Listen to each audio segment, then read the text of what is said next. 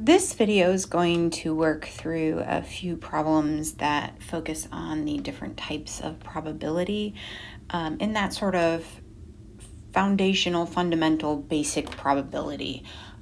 In some of the later videos, we'll look at multiple event probability. But for this time, we're sort of focused on single events, one thing happening, what's the likelihood, and sort of where are the different characteristics. Now, I'm not going to show you putting numbers in a calculator, but be aware for all these types of problems, I would have a calculator nearby to help me convert my fractions into decimals. That's not something I expect you to be able to do by hand. The other thing is, yes, I will for each of these talk about formulas, but be aware that sometimes when I'm talking through a question, I might not actually focus on the formula or use the formula even, because I like to think that actually all types of probability go back to this basic theoretical probability. This is the probability you're probably the most familiar with, and it's just sort of what should happen. What should happen in a situation? If I flip a coin, what should happen? Half the time I should get heads, half the time I should get tails. And so all probability sort of links back to this idea. Oops. And we could describe the formula for this as the probability of event A. And this is our probability notation. Notice that P representing probability of A with sort of parentheses. And that's going to be equal to, and how I like to put it would be sort of the number of ways event A can occur. So, how many ways can I, do something? And then it's out of this sort of total number of outcomes. And so it becomes important to sort of be able to think through things and say, okay, if I have 5 things in a bag, how many different ways could I draw out, 3 of those 5 items? And we'll sort of talk through some of that as we work through some of our examples.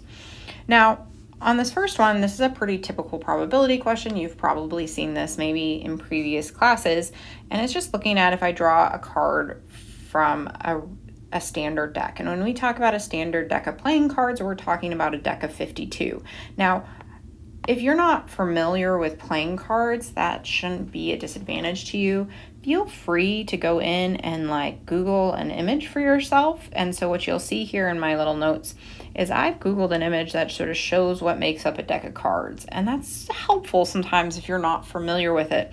And notice my little image here actually lists out the suits. And so we have clubs, diamonds, hearts, and spades. And then sort of the types of cards and their names, ace, 2, 3, 4, 5, 6, 7, 8, 9, 10, Jack, King, Queen. Be aware that those are what we refer to as our face cards. Sometimes that comes up in probability.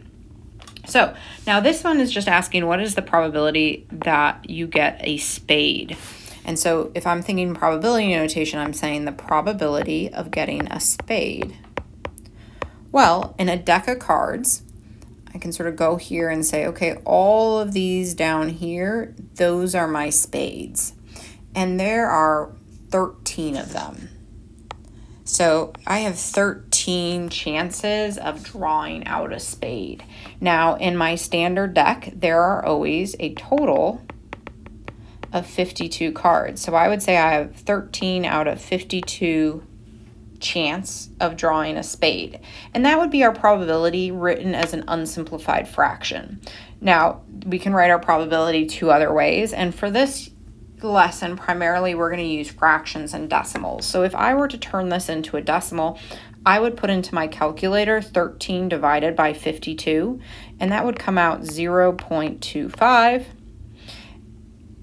We're not going to deal with percents quite yet. We'll come back to percents at our next lesson. But if I did want to turn this into a percent, I would multiply by 100, and that would be equal to 25%. And so all of these answers represent the same thing, the probability of picking a spade. And that's what should happen in theory. If that's what happens in reality, no. But if we keep drawing out and, more and more times, we should get closer and closer to this 1/4 probability. Now, this is what should happen. The other sort of big type of probability that we sort of think of as foundational has a few different names, and it's referred to differently depending on what source you're looking at. You in the past probably have heard this called experimental probability. It's also referred to sometimes as empirical probability, and also sort of the relative frequency method. And this is based on observations or experiments. So it's what actually happened when I drew cards out of my deck of cards, flipped a coin. And so the formula for the probability is very similar to the theoretical probability. It's still like the number of times something happened over the total number. But we make it a little more specific in the sense that that probability of event A is going to end up being the number of times A actually happened, because we now should have a record of, okay, it happened this many times. And then the bottom of our fraction would be the total number of observations. So how many times did you flip a card? How many times did you flip a coin? How many times did you draw out a card? So the total number of observations. And often with this method, it's not necessarily like, it's not our typical one we use, but it's a way we can say, okay, was that coin fair? Is this a fair deck of cards? Is that a fair dice? We can sort of look at the validity of stuff. So in our example for this one, we are looking at sort of how many times heads comes up when flipping 2 coins. And we repeat our 2 coin toss 100 times, and we get the following results. I want to compare that relative frequency probabilities versus the theoretical, and then do I have a reason to suspect that the coin is unfair? So what I'm going to do is I'm going to create a little probability distribution for myself to sort of organize my thinking, and then use that to answer the question. So I'm going to start, and all this is going to look like is it's just basically going to be a table of values. So we have our results. We have our, we're going to call this the relative frequency probability. And then we have our theoretical.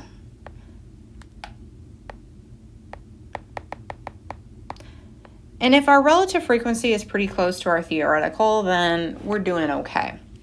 So the result would be, so if I'm thinking about flipping 2 coins, it's helpful to sort of know, especially when I'm doing the theoretical, what are my possible outcomes?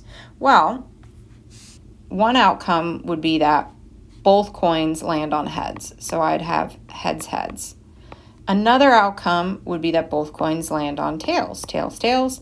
Another outcome would be heads on coin number 1 and tails on coin number 2. And then the sort of reverse of that, tails on coin number 1 and heads on coin number 2.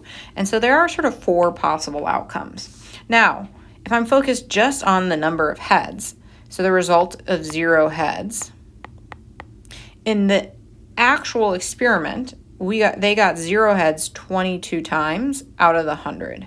And so that would be about 0.22.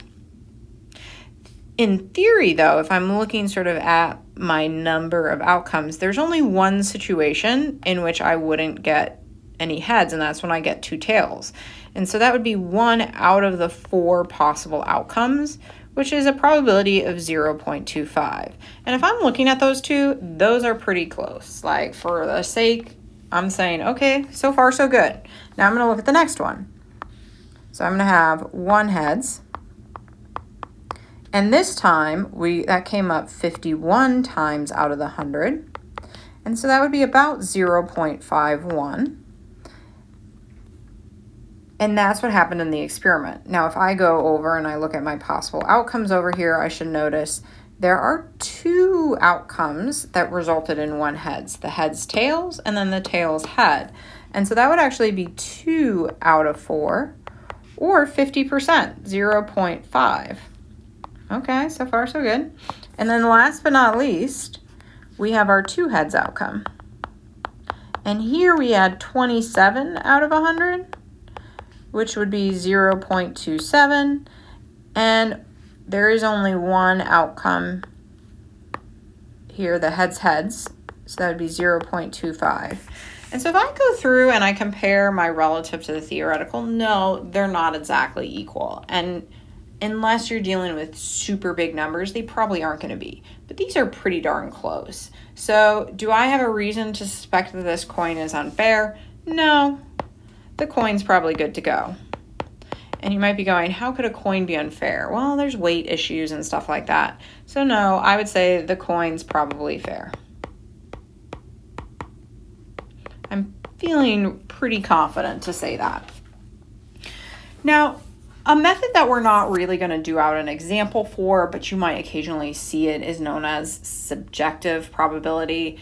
And that's sort of like a gut instinct probability. There's no data, there's no numbers to back it up. It's sort of like, I'm pretty sure that this is going to occur.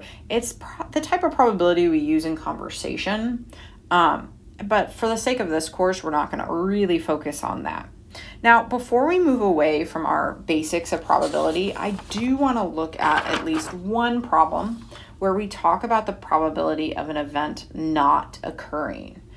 And basically, there are different ways you can deal with this. You can actually figure out how many times the event doesn't occur. But what some people find easier to do is they say, well, probability is out of 1. If it occurs all the time, it occurs 100% of the time. So if I take that 100% and I take away the chances of the event happening, then all the other times is when it doesn't occur. And so you'll see that sometimes written as 1 minus P of A would be the probability of it not occurring.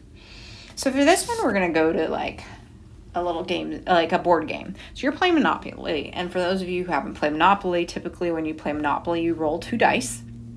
And when you roll the die, if you get a double, you get to go again. And so the entire time you're playing, let's say you're playing this game, you never roll doubles. And you're like, something's wrong with these dice. There is no way that I'd never roll a double. And so you're wondering, what are the chances of that occurring? And so let's find the probability of not rolling a double each time you roll a two 6-sided die. So what I've pulled up for you, and this is another one like cards, maybe you're like, I don't want to think about all those possible outcomes. And so what you see in this little graphic organizer here that I like is it basically shows you what are the different possibilities when I roll 2 dice. And I'm actually going to go through here and I'm going to switch to a highlighter because I want to focus on the doubles. So you'll notice a 1 and a 1 would be a double, then a 2 and a 2, 3 and a 3, 4 and a 4, 5 and a 5, 6 and a 6. So going through and counting then, there are 6 doubles. But if you look at the whole chart here, yes, there are 6 doubles, but there are 36 combinations of dice that you could get. So we'll say 36 outcomes. So if we're focused on the probability of not getting a double, so the probability of not doubles, I could figure that out by doing 1 minus the probability of getting a double. And so in this case, that would be 1 minus 6 out of 36, which would be 30 out of 36, or about 0.833 of the time. So that's one way to do it. Could I have just counted all the outcomes that aren't doubles? Yes. And, that might have been as quick in this situation, but this is just sort of giving you a strategy. Now, I'm going to actually add in a little extra example here that's not in your note sheet. Let's say then I'm saying, okay, I had 20 turns. So if I had 20 turns, how often would you expect to get doubles in those 20 turns? So like how often should I have gotten doubles? How often should you roll doubles? Well, I should roll doubles 6 out of 36 of my times. So if I had 20 turns then, what I like to think is it should occur 6 out of 36 times, and I had 20 turns. So if I multiply my sort of probability, the chances of it happening times the total number of times it happened, I should figure out how many times this should have occurred. And if I multiply that out, it should have occurred about 3.33 times. So about 3 times. Meaning that if I had 20 turns in this game and I never rolled a double, something is a little fishy. It's possible, but I probably should have gotten doubles a few times. And so that's sort of where we can take our probability a step further. Hopefully, click on to the next slide. You'll see a chance to sort of practice with some of this basic probability and just sort of thinking about figuring it out from just a single event occurring.